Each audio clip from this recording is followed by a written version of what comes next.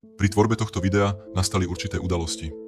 Opýtal som sa najnovšieho a najvýkonnejšieho modelu umelej inteligencie, ktorý v testoch dosahuje najvyššie IQ spomedzi všetkých dostupných systémov, či je forma štátu dobrá voľba.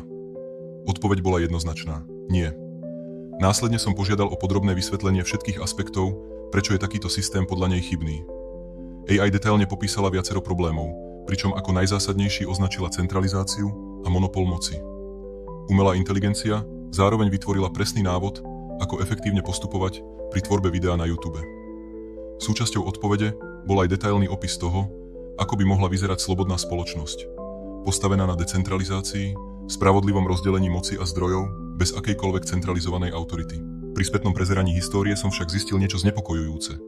Práve táto otázka a všetky odpovede s konkrétnym postupom boli vymazané, zatiaľ čo zvyšok konverzácie zostal nedotknutý.